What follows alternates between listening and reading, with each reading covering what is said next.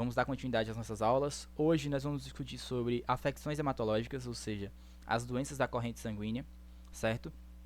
Nós vamos ver sobre os tipos de anemia, vamos falar também sobre os distúrbios de coagulação e também sobre a leucemia. Eu espero que o áudio dessa aula hoje esteja melhor que o das outras, certo? E sigamos nós. O sangue. Um adulto, ele tem cerca de 8% do seu peso corporal representado por sangue, beleza? Existe uma pequena diferença na quantidade de sangue circulante no corpo dos homens e das mulheres. Os homens, eles têm cerca de 5 a 6 litros de sangue, enquanto as mulheres têm cerca de 4 a 5 litros. A temperatura média do sangue é de cerca de 38 graus. O pH sanguíneo, ele varia entre 7,35 e 7,45, ou seja, ele é levemente básico. E existe uma diferença entre o sangue arterial e o sangue venoso.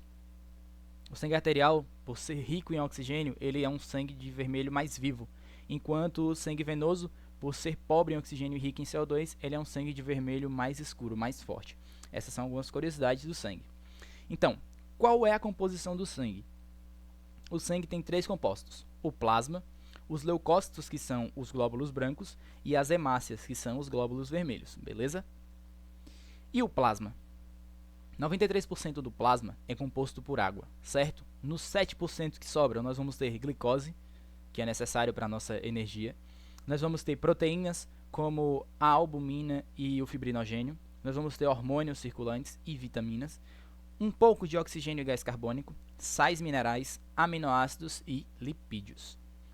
E as hemácias, os nossos glóbulos vermelhos ou eritrócitos? Eles são responsáveis por transportar a maior parte de oxigênio e gás carbônico pelo nosso corpo. Ou seja, eles são responsáveis pela troca gasosa e por oxigenar os nossos tecidos, beleza? Mas vocês me perguntam, e aí, professor, mas como é que essas hemácias carregam o oxigênio? Elas estão na corrente sanguínea, vê o oxigênio e fala assim, opa, vou levar o oxigênio. Não, não é bem assim. A hemácia só consegue carregar o oxigênio devido a uma proteína chamada hemoglobina. Essa proteína, ela tem átomos de ferro que gostam muito de oxigênio. Então, quando o átomo de ferro passa pelo oxigênio, ele se liga e consegue carregá-lo pelo corpo para que os tecidos consigam fazer essa troca gasosa. Depois ele vem carregando o CO2 para chegar no pulmão e fazer a hematose, fazer a troca gasosa. Beleza? Essas hemácias, elas têm uma vida média de 120 dias. Mas vocês me perguntam, beleza, o que acontece depois de 120 dias? Depois desses 120 dias, quando essas hemácias passam pelo baço, elas são destruídas. E enquanto vai acontecendo esse processo, o corpo vai produzindo novas hemácias, beleza? E chegamos nos glóbulos brancos, os leucócitos. Esses são o nosso sistema de defesa. Eles são responsáveis por proteger o nosso organismo, beleza? Eles são divididos em granulócitos e agranulócitos. O que isso significa? Devido à sua imagem no microscópio, alguns têm alguns pequenos grânulos e outros não têm. Por isso eles receberam esse nome. Então, como granulócitos, nós podemos citar os neutrófilos, eosinófilos e basófilos, e como agranulócitos, nós temos os linfócitos e os monócitos. Vistos ao microscópio, esses glóbulos brancos eles são maiores que as hemácias, e eles têm um papel importante no nosso organismo, que é a produção de anticorpos e fagocitose. Beleza, mas o que é que significa essa fagocitose? Quando entra um micro-organismo que tenta nos ferir, que tenta atingir o nosso corpo, o nosso organismo, são esses sistemas de defesa que vão englobá-los, ou seja, engoli-los e começar a destruí-los, fagocitá-los. Então, depois de fagocitá-los, eles vão apresentar algumas partes desse organismo para os linfócitos T. Esses apresentarão esses pedaços para os linfócitos B, que irão produzir anticorpos. Ah, professor, mas por que produzir anticorpos? Beleza, digamos que passou 1, 2, 3 semanas e você entrou em contato de novo com aquele micro-organismo patogênico que tentou lhe atingir, lhe atacar. Quando ele entrar no seu organismo novamente, que o corpo perceber que ele entrou, os leucócitos vão lá, atacam ele, eles vão descobrir que você tem células de memória, você tem anticorpos prontos, preparados para destruir aquele organismo.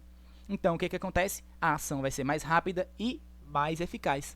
Ou seja, você provavelmente vai desenvolver sintomas leves ou mais brandos, ou nem vai ter sintomas, porque o seu sistema de defesa estava apto, estava rápido e eficaz na destruição deste micro-organismo. Nós temos as plaquetas, que são fragmentos de células da medula óssea, certo? Elas são importantíssimas para participar da coagulação sanguínea. Por quê?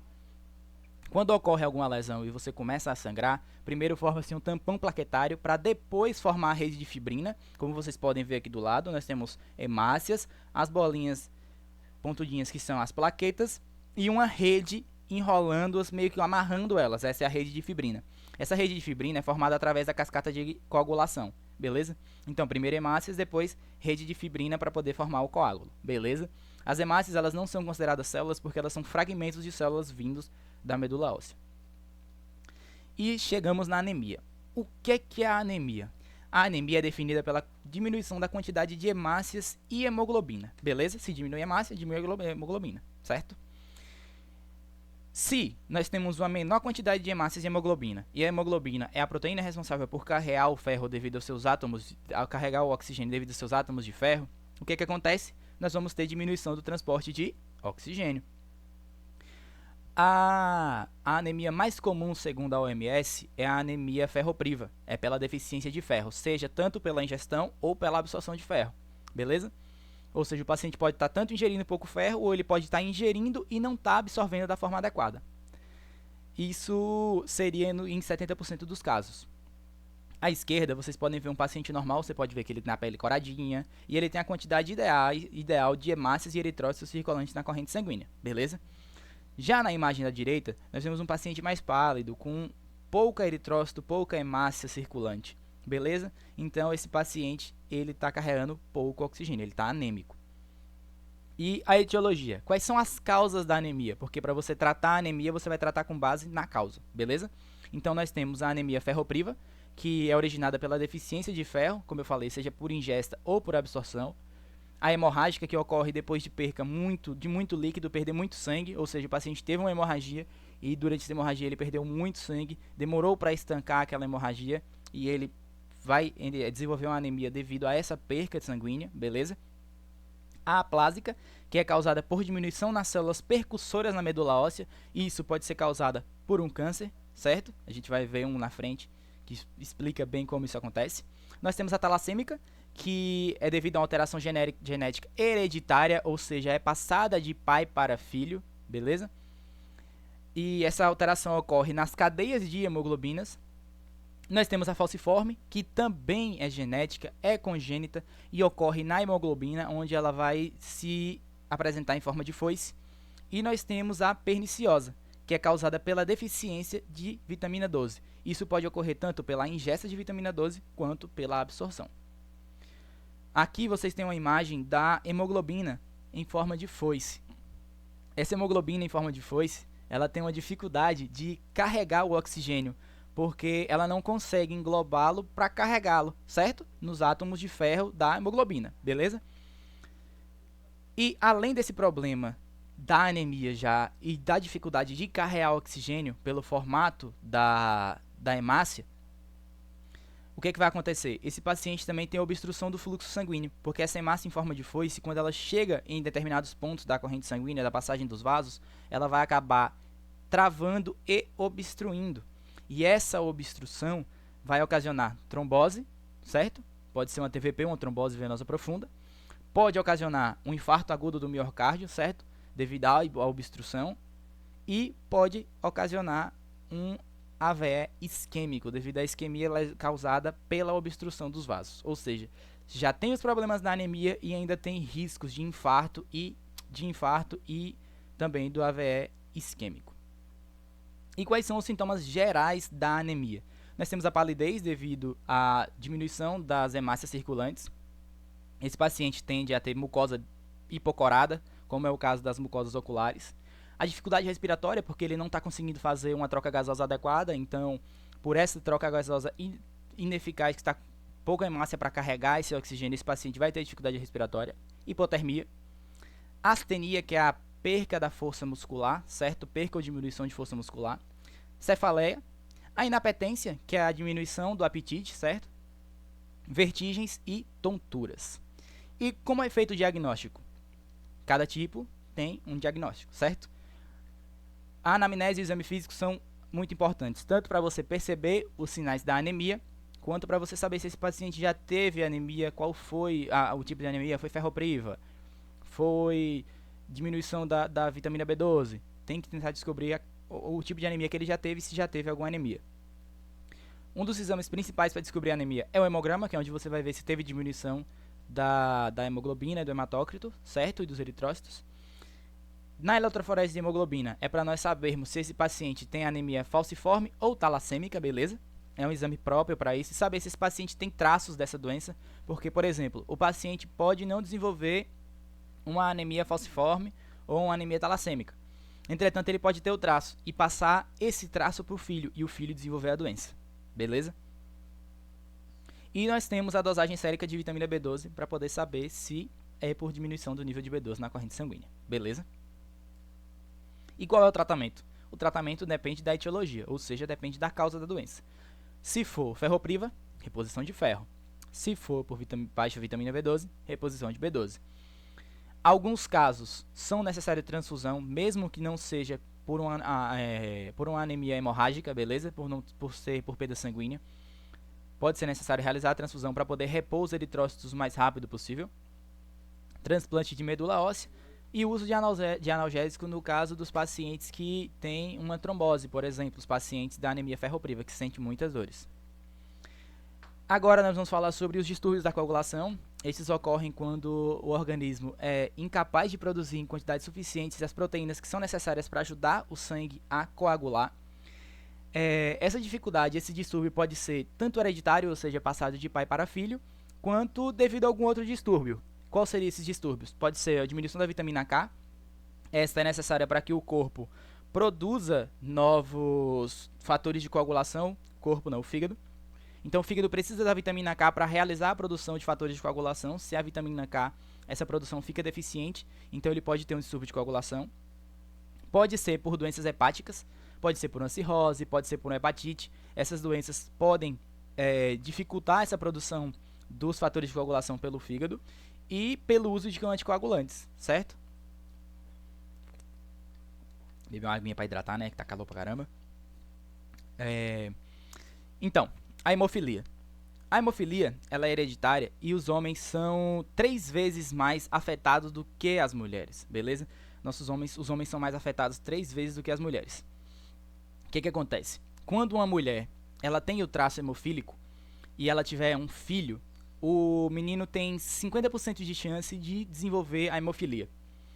E se ela tiver uma filha, essa menina ela tem 50% de chance de ter o traço hemofílico e passar para o filho dela no futuro, e o filho desenvolver a hemofilia.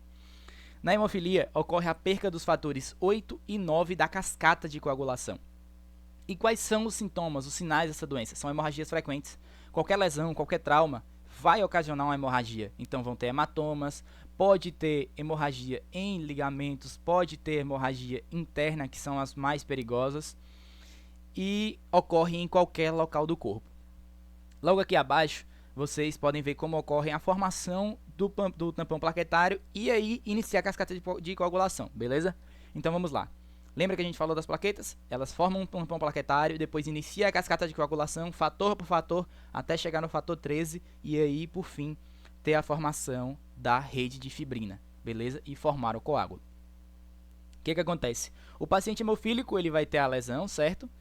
Ele vai ter a formação do tampão plaquetário, só que quando for para formar a rede de fibrina, para terminar de formar o coágulo, ele não vai ter o fator 8 ou o fator 9.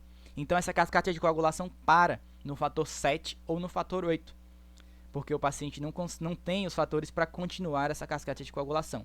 E aí, por isso, ele tem hemorragias frequentes. E como é feito o diagnóstico dos distúrbios de coagulação em geral? Anamnese, certo? Esse paciente vem tendo hemorragias, esse paciente não está tendo coagulação da forma adequada, porque principalmente na hemofilia, esses hematomas, essas hemorragias começam já na infância, com o menino desde criança. A realização do coagulograma, TTP, TTPA, RNI, para saber como é que está a função dos fatores de coagulação, se está coagulando no tempo certo. A dosagem dos fatores de coagulação, para poder saber se todos os fatores estão em quantidades corretas na corrente sanguínea, estão fazendo o seu papel. E a contagem de plaquetas, que é feita no hemograma. E qual é o tratamento? O tratamento depende da etiologia, da causa, certo? Então, se é por baixa vitamina K, reposição de vitamina K. Se for por fatores de coagulação, como é o caso da hemofilia, reposição dos fatores de coagulação. Realização de atividade física. Os pacientes hemofílicos, eles podem realizar alguns tipos de atividade física, como é o caso da natação, e não podem realizar outros de jeito nenhum, como por exemplo o futebol, que é um esporte de contato físico. Então, se ele tiver uma pancada no futebol, se ele tiver uma pancada que lesione internamente, ele vai ter hemorragia e corre o risco de morrer por causa disso. Suspender o uso de anticoagulantes, se a causa for o uso de anticoagulantes, e realização de transfusão sanguínea, se necessário. E quais são os cuidados de enfermagem? Quais são os nossos cuidados com esse tipo de paciente? Proteger de traumatismos para que ele não sofra nenhuma lesão, para não ter mais hemorragias, não ter mais hematomas. Imobilizar as articulações em casos de hemorragia articulares. Observar e anotar episódios hemorrágicos. Adotar cuidados especiais na realização de tricotomias, lavagens intestinais e aplicação de calor. Auxiliar na higiene oral, atentando para não machucar a gengiva e a mucosa oral, principalmente nos pacientes que têm deficiência de vitamina K. A maioria dos sangramentos ocorrem na gengiva oral durante a higiene. No caso dos pacientes hemofílicos, providenciar cartão de identificação do hemofílico, que deverá contar o grupo sanguíneo, fator RH, a pessoa a ser avisada em caso de urgência, nome do médico e endereço do hospital onde ele faz o tratamento, certo? Isso é muito importante porque salva vidas. Se a pessoa passar mal na rua, passar mal em algum lugar, estiver sofrendo hemorragia e não tiver como avisar alguém, esse cartãozinho salva vidas, beleza? E por fim, vamos falar da leucemia. O que é a leucemia? A leucemia é uma produção exacerbada dos glóbulos brancos. Ocorre uma mutação nas células normais que produzem os glóbulos brancos. Essas células são transformadas em células anormais, e essas células anormais começam a produzir glóbulos brancos infinitos. Eles não morrem e começam a produzir de uma forma exacerbada. Esses glóbulos brancos têm a perca da função, eles não conseguem proteger o organismo como a gente viu lá atrás, que eles englobam, destroem, fagocitam, certo?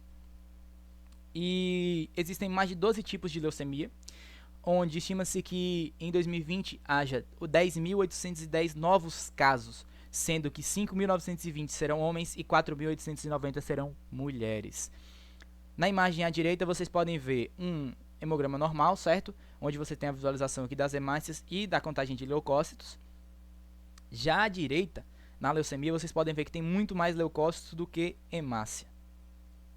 E quais são os fatores de risco? Histórico familiar, ou seja, pacientes que já tenham sido acometidos pela leucemia. A idade, quanto mais velho, maior a chance de desenvolver a leucemia. O tabagismo. Radiação e quimioterapia, que são utilizados no tratamento contra o câncer, eles podem fazer com que o paciente desenvolva a leucemia. O formaldeído, principalmente para nós, trabalhadores da área de saúde, que entramos em contato com formal, temos que ter muito cuidado, porque ele é um fator de risco para a leucemia. Produção de borrachas e exposição a agrotóxicos. E como é classificado a leucemia? Como ocorre sua classificação?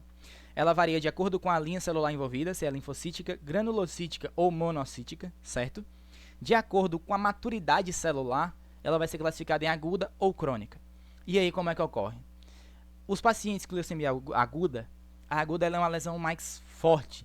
Ela tem uma produção mais rápida, certo? Então, ela atinge o paciente de uma forma mais grave, mais agressiva. Já a crônica não.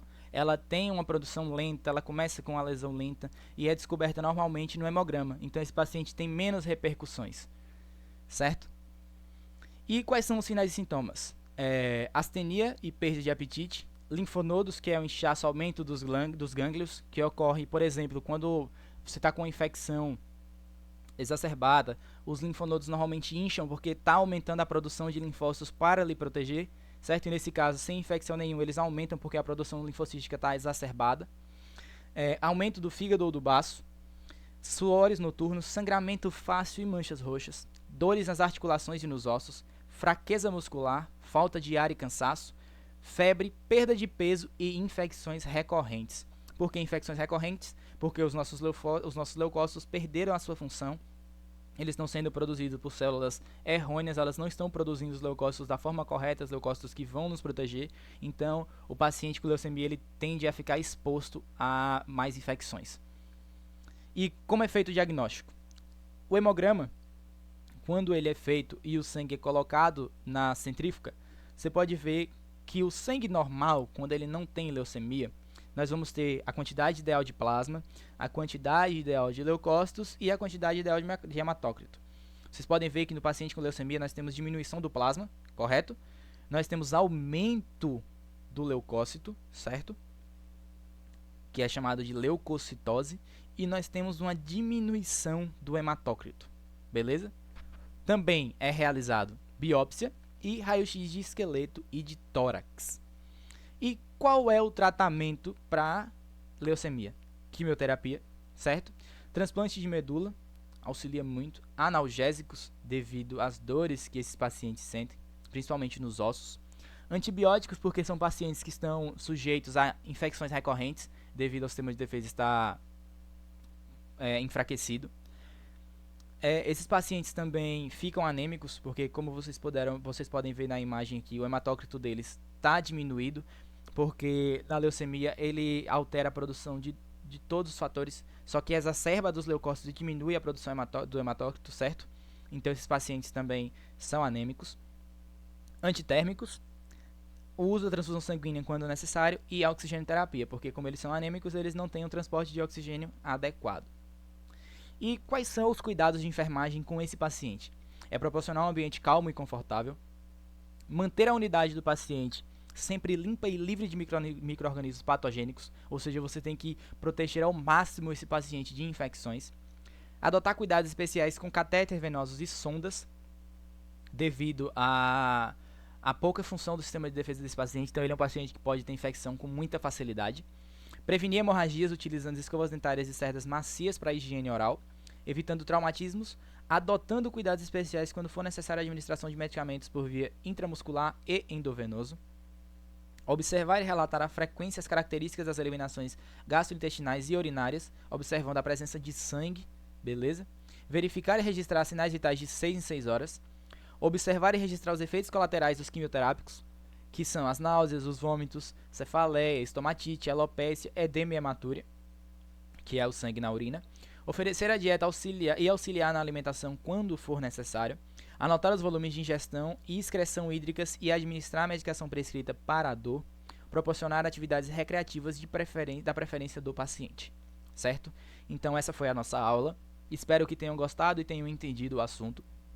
Qualquer dúvida podem me procurar, estou à disposição, certo? Até a próxima aula, pretendo postar a próxima aula até o domingo e bom final de semana a todas.